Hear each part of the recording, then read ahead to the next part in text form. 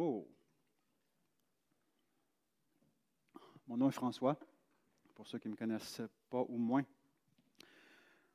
Jésus est le meilleur.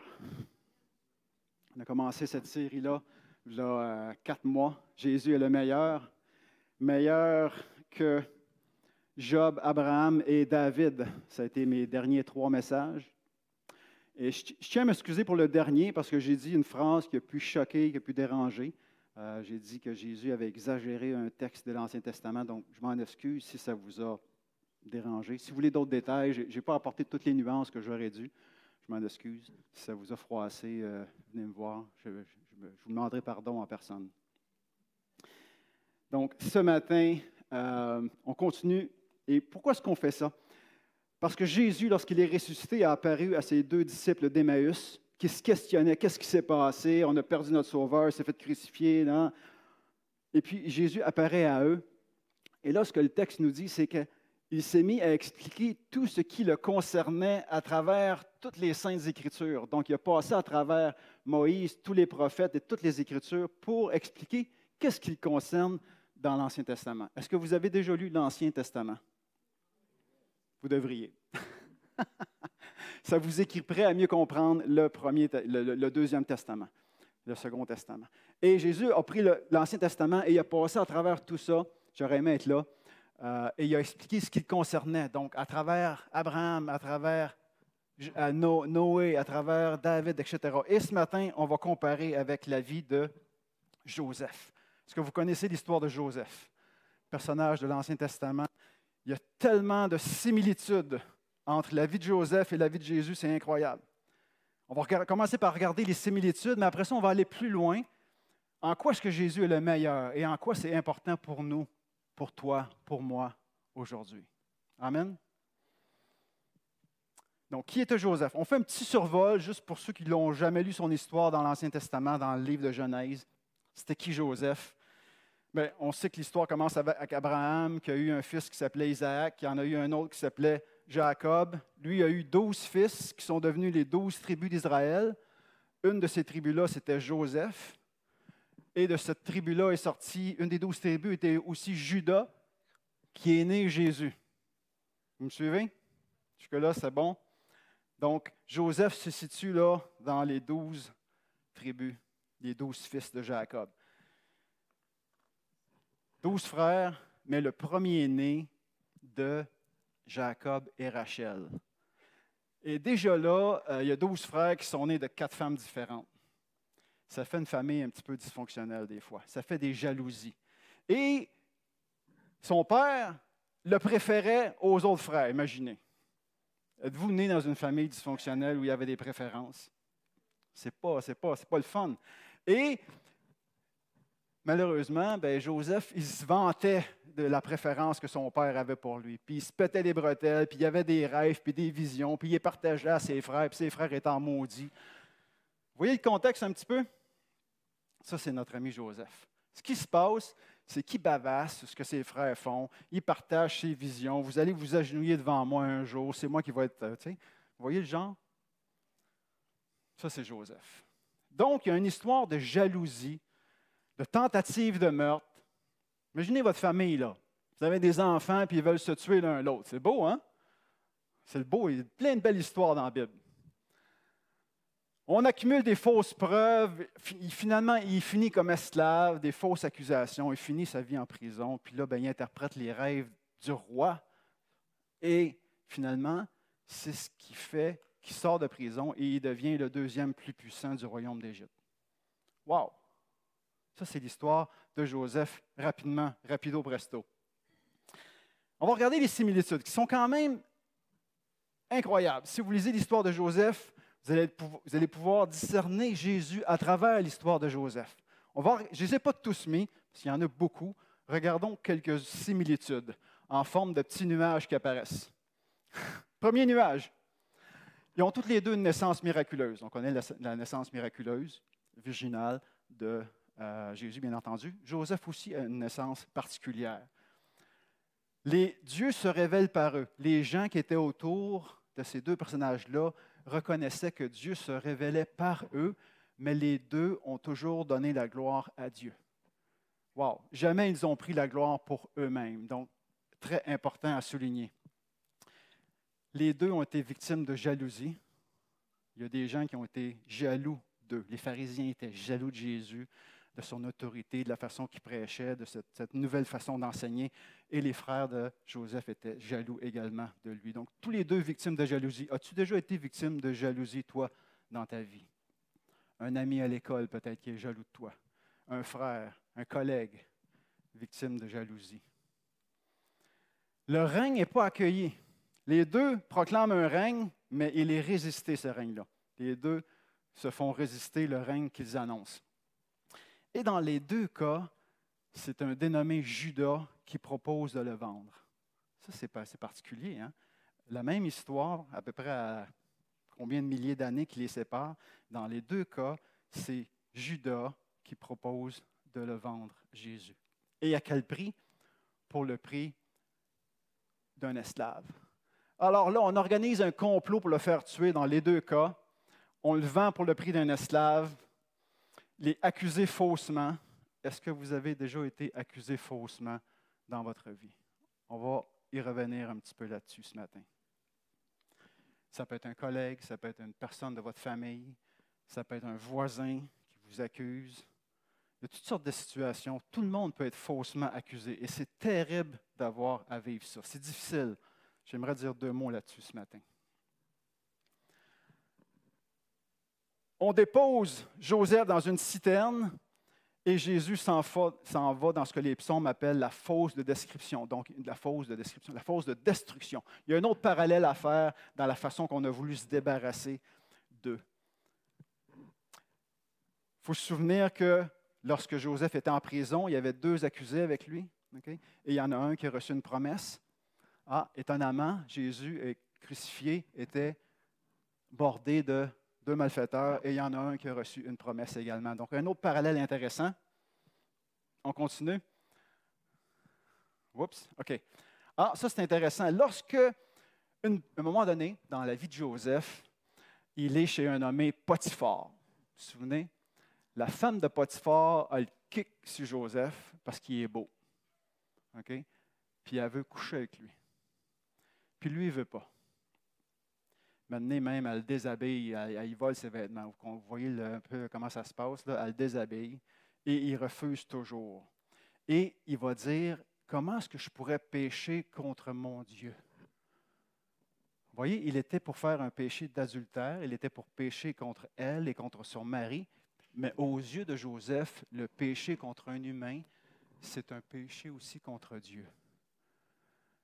Et Jésus va reprendre le même principe aussi dans le Nouveau Testament. Lorsque tu pêches contre ton frère, tu pêches aussi contre Dieu.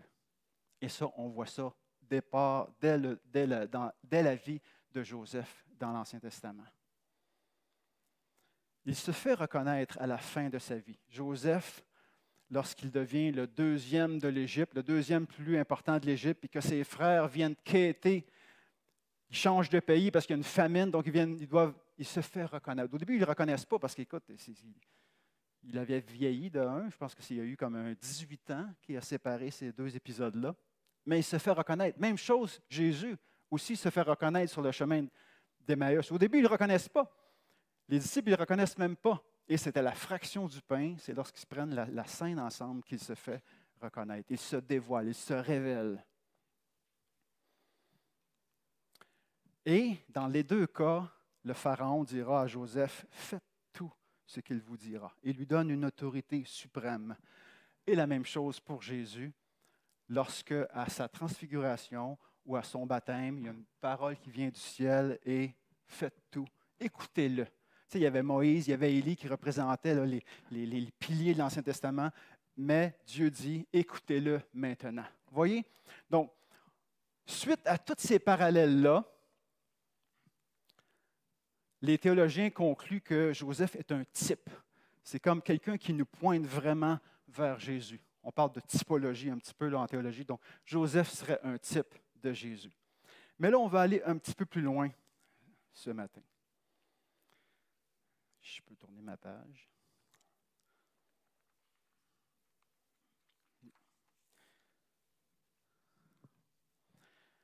On veut comparer, on veut se poser la question à quel point est-ce que Jésus est un meilleur type que Joseph? À quel point est-ce qu'il est meilleur?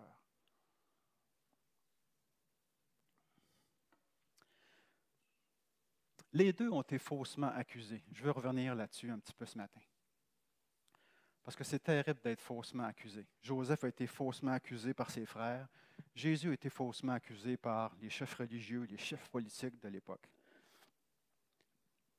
Pour vous ce matin, qui avez été faussement accusé dans votre vie, il faut que vous sachiez que le Fils de Dieu s'est lui aussi fait faussement accusé. Et vous devriez trouver un réconfort dans cette vérité.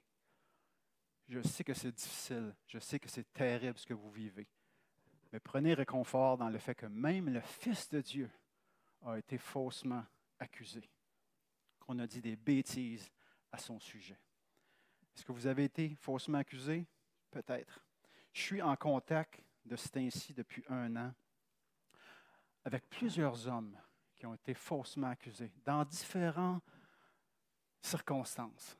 Par exemple, je connais un prêtre, un ami de ma femme, qui a aidé pendant des années quelqu'un qui a mis sa main sur son épaule, qui a mis à un moment donné sa main sur son genou dans un contexte d'accompagnement, de souffrance. La femme demandait un câlin pour être réconfortée des fois parce qu'elle avait des pensées suicidaires. 1 an après, elle l'accuse d'abus sexuel. Faussement accusée. Après avoir voulu aider une personne en besoin, l'aidant est faussement accusé. C'est terrible. Je ne suis pas là pour faire la promotion là, des abus pour les femmes, puis non, je suis contre les féminicides, puis il y a des lois qui ont été passées pour protéger les femmes, tout ça c'est correct. Mais des fois, ça prend, le pendulum tourne sur l'autre côté, ça n'a aucun sens. Même dans notre communauté, je ne sais pas si vous êtes conscients, il y a des hommes, ici même, qui ont été faussement accusés. C'est terrible. Il faut prier pour ces gens-là. Et ça peut arriver à n'importe qui, n'importe quand. Si vous faites de l'accompagnement, soyez prudent, soyez sage. N'importe qui peut accuser n'importe qui, n'importe quand. C'est un petit peu ça, la règle aujourd'hui. Donc, prenons réconfort, frères et sœurs, notre maître a été lui-même faussement accusé. Et un jour, justice sera faite. La justice des hommes est bien imparfaite, mais un jour, justice sera faite. Amen. Dans toutes les épreuves, en quoi est-ce que Jésus est un meilleur Joseph? Dans toutes les épreuves, Joseph, écoutez, mettez-vous dans la peau de Joseph un instant. Tes frères veulent ta mort, okay? Tes frères te vendent comme esclave. Une femme t'accuse faussement d'avoir tenté de la violer alors que ce n'était pas vrai. Et tu termines ta vie en prison. Et tu passes des années. Voici le contexte. Mais dans toutes ces épreuves-là, toujours, la parole de Dieu nous dit que Joseph a gardé espoir en Dieu. Wow! Ça, c'est un modèle pour moi. Dans toutes ces épreuves-là, il a gardé espoir en Dieu. Et même plus, à la fin de sa vie, qu'est-ce que nous dit Genèse à la fin de sa vie? Parce qu'à un moment donné, c'est la réconciliation avec ses frères. Hein? Puis ses frères, ils ont peur à leur peau parce qu'il est maintenant le numéro 2 en Égypte. Puis eux autres, ils savent qu'ils l'ont trahi, puis ils l'ont jeté d'un trou, puis ils l'ont vendu comme esclave. Ils ont peur à leur peau. Et qu'est-ce que Joseph a dit? Le mal que vous avez voulu, Dieu l'a changé en bien. Wow! Est-ce que vous avez cette perspective-là sur vos épreuves? Est-ce que vous êtes capable de dire ça? Le mal qui se passe en ce moment dans ma vie, Dieu est capable d'en faire sortir du bien. Si on n'a pas cette espérance-là, on est terrassé lorsqu'une épreuve arrive. Mais parce qu'on est chrétien, parce qu'on sait que le Père est là et qu'il nous aime et qu'il ne nous abandonne jamais, on peut dire avec Joseph, même le mal qui m'arrive en ce moment, les fausses accusations ou peu importe ce qui t'arrive, Dieu est capable d'en faire sortir du bien. Wow! Wow! J'aime être chrétien pour cette raison-là. Parce que l'épreuve fait du sens à quelque part. Hein? La Bible nous dit de se réjouir de l'épreuve. Ce n'est pas parce qu'on est des masochistes et des fous, là. Hein? C'est parce qu'on sait qu'on n'est pas laissé à nous-mêmes.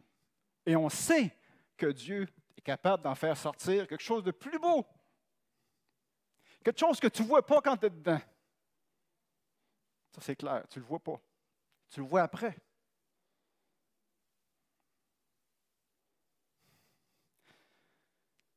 Pas juste toi qui es ému, mon frère, un matin, il est où, là?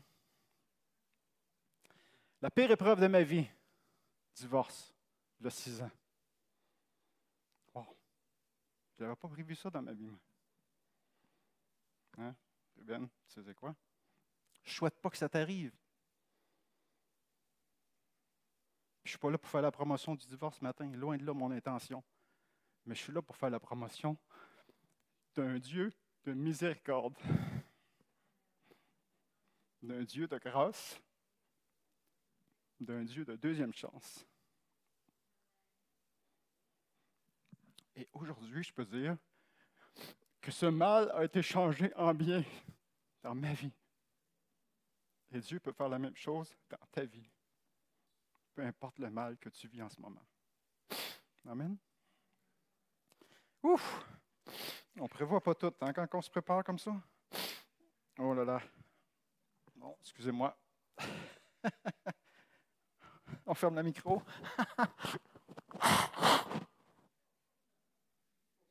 Vraiment? Ah, merci. Avec l'effet.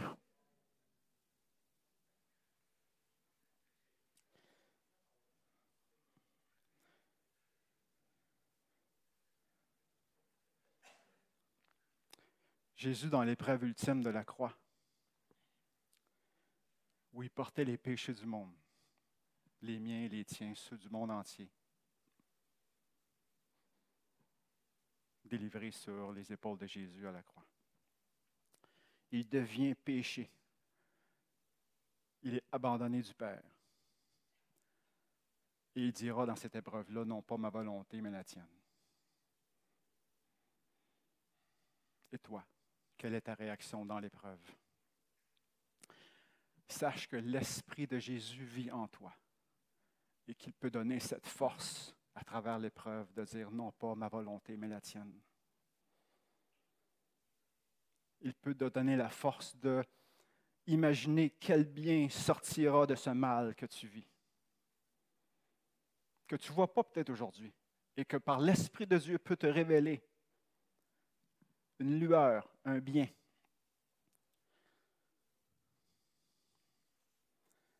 Un moment donné, à la fin de sa vie, les frères de Joseph reviennent pour demander du pain. Il y avait une famine, etc. Et là, il se révèle à eux. Il dit, c'est moi, Joseph, c'est moi, votre frère, que vous avez mis dans un trou, il a 18 ans. Vous avez voulu me tuer, mais c'est moi, en ce moment, qui est devant vous. Là, les frères, là, ouf. Et il décide de leur pardonner. Quel texte fou!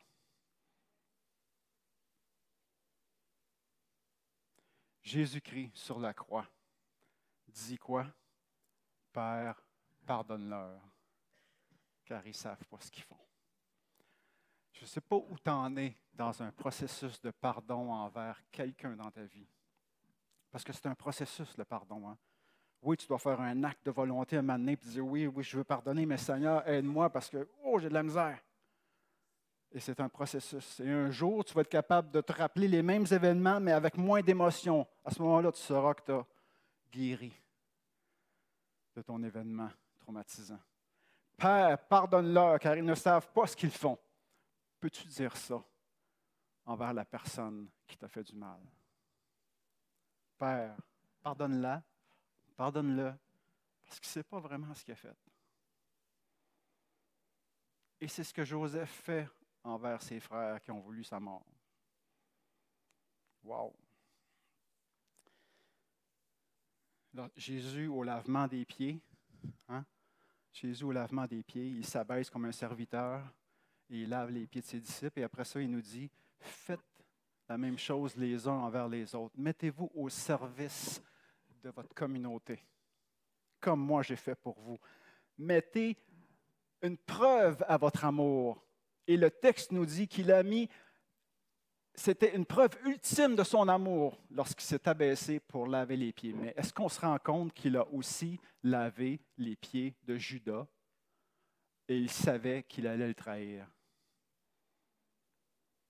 Tu as été victime de trahison, de fausses accusations.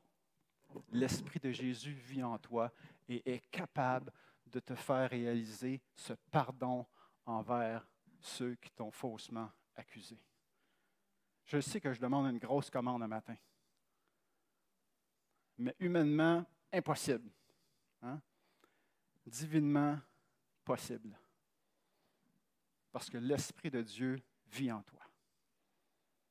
Il a fait de toi son temple, son appartement, sa maison.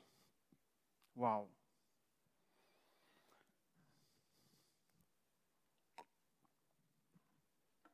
Joseph, il avait un petit préféré lui aussi. Parce qu'il y avait deux qui étaient nés de la même mère, de Rachel. Il y avait lui, puis il y avait Benjamin. Donc, le petit frère Benjamin, c'était son préféré. Mais il n'était pas venu avec les frères. Donc, il dit, retournez, apportez mon père, s'il est encore en vie, et apportez mon jeune frère, parce que j'aimerais ça le revoir. Parce que je vais vous préparer une place. Oh! Est-ce que ça vous sonne quelque chose, ça? Hein? Jésus nous dit exactement la même chose. Je vais vous préparer une place. Ça va ressembler à quoi? J'en ai aucune idée. Mais je me souviens d'un chanteur qui s'appelait, c'est-tu Michael Green ou Keith Green? Voilà, Michael, c'était l'auteur du... Keith Green, il est mort d'un accident d'avion, malheureusement, mais il a dit cette phrase à un moment donné qui m'a touché. J'étais au début de ma conversion, là, dans les années 85. Ça fait quand même 40 ans. Il dit, si le Seigneur a créé cela, hein, la création dans laquelle on est, s'il a créé cela en 6 jours, et puis moi, je suis le premier à m'ébahir devant les beautés de la création. J'ai fait le tour de la Gaspésie 2 semaines cet été. C'est magnifique. La rivière Bonaventure avec de l'eau limpide, et puis les couchers de soleil, l'océan, tout ça. Hein? On est ébahis devant les beautés de la création en 6 jours. Imaginez ce que ça va être après 2000 ans de préparation. Pour toi, pour moi, je vous prépare une place. As-tu hâte? On est un petit peu gêné de dire oui parce que ça implique qu'on meurt. Hein? Qui veut mourir un matin? Hein? On veut aller au ciel, mais personne ne veut mourir. C'est un petit peu, fait partie des ambiguïtés de la vie, comme on dit. Mais Dieu nous prépare une place. Et Dieu prépare une place aussi pour les personnes que tu as perdues, qui étaient dans la foi. Moi, je suis chanceux, j'ai juste perdu un grand-père, une grand-mère, un oncle à date. Mais il y a des gens qui ont perdu des gens plus proches, un conjoint, un frère. Comment t'imagines-tu que ça va être lorsque tu vas les revoir? Est-ce que tu t'es déjà arrêté à réfléchir à ça? Comment va être la rencontre avec les êtres que tu aimais qui sont partis et qui t'attendent de l'autre bord dans la foi? Hein, je vous demande de penser à la mort un petit peu matin. C'est fou, là. Mais, hein? Moi, je ne sais pas, je m'imagine courir dans des champs fleuris avec le soleil. Je ne sais pas, c'est quelque chose de beau, quelque chose qui me parle. Toi, qu'est-ce que tu imagines? Puis revoir mon grand-père ou quelque chose, tu sais, dans ce corps glorieux que nous aurons. Wow! Rêvons! Rêvons! Je reviens avec cet épisode où Joseph a été tenté sexuellement. Hein? C'était fort. Là. La femme de Potiphar voulait coucher avec lui. Elle l'a même déshabillé pour coucher avec lui et il a dit non. Wow! Quel modèle de résistance à la tentation sexuelle. Je me souviens, j'étais dans un meeting national avec des collègues. Je suis représentant pharmaceutique, donc des fois, on a des meetings dans le sud ou aux États-Unis. Et on était avec un groupe de collègues plus intimes et on parlait. Et il y a un de mes collègues qui disait, lors d'un meeting, je me souviens, on est loin de chez nous, hein, on est loin de nos repères, on est loin de notre conjoint, tout ça, on est dans une chambre d'hôtel, on prend un petit peu peut-être un peu trop d'alcool. Et qu'est-ce qui se passe pendant la fin de la soirée? Toc, toc, toc, à sa chambre d'hôtel. Et une femme était là et voulait rentrer. Je vous laisse deviner ses motivations. Et qu'est-ce qu'il a fait? Il dit non, pas question, je suis marié. Il a refermé la porte alors qu'elle était là, cette femme-là. Belle femme. Tentation sexuelle.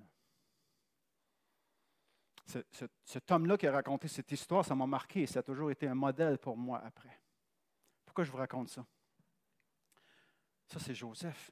Qu'est-ce que nous dit la Bible? Jésus a été tenté en toutes choses et il n'a pas péché. Wow! Ça veut dire que la tentation que tu vis en ce moment, Jésus la connaît. Il a déjà passé au travers et il a dit non. Et l'Esprit de Jésus vit en toi en ce moment, c'est qu'il te donne l'espoir de suivre le même chemin que Jésus, de suivre ses traces, de dire non. Par la puissance de l'Esprit en toi, tu peux dire non à la tentation. Est-ce que tu crois cela? Si tu ne crois pas cela, c'est important ce que tu crois. Hein? Tu vas toujours agir selon ce que tu crois. C'est super important ce que tu crois. Si tu ne crois pas cela, c'est sûr que tu vas tomber dans le panneau. Et si tu crois cela, il y a de l'espoir. Donc, à quel niveau es-tu tenté en ce moment? C'est tellement large la tentation. La tentation a bien différents visages. Es-tu tenté par la paresse? Hein? C'est rare qu'on parle de ça. Es-tu tenté par la paresse? Es-tu tenté par la médisance? Ah, c'est le fun de médire, me semble. C'est le fun de dire des ragots sur les autres. De se rendre intéressant en public, là. Commencer à raconter des balivernes. Es-tu tenté par le jugement? Porter un jugement hâtif? Es-tu tenté par le mensonge, par l'hypocrisie, d'avoir deux vies, une vie le dimanche et une vie le lundi? Hein? Es-tu tenté par l'isolement? Tu vis une épreuve, tu t'isoles. Je ne vais surtout pas à l'église. Tu tombes dans le péché, tu t'isoles. Je ne vais surtout pas aller. Non, c'est faux ça. Tout ce qui t'amène à l'isolement est une tentation et devrait être combattu. Es-tu tenté au découragement, à la vengeance? Mon voisin a 3 chiens, j'en ai déjà parlé. Des fois, ça me tente d'acheter des petites boulettes.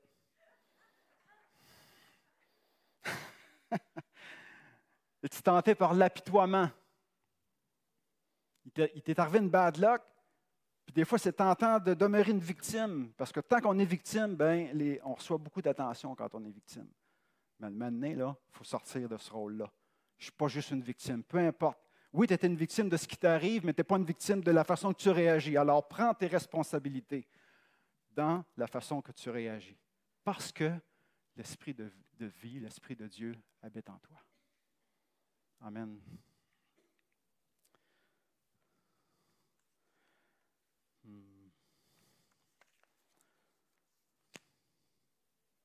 Voilà, j'ai terminé. Non. Je pensais que j'avais une 3e page, mais non, je m'étais trompé. Mais je voulais vraiment qu'on compare avec la vie de Joseph, mais qu'on voit comment est-ce que Jésus-Christ veut nous interpeller là où on est dans notre vie, par rapport à la tentation, par rapport lorsqu'on est faussement accusé, par rapport à toutes sortes de situations. Et vous rappelez que l'Esprit de Jésus vit en vous. On dit Amen à ça? OK.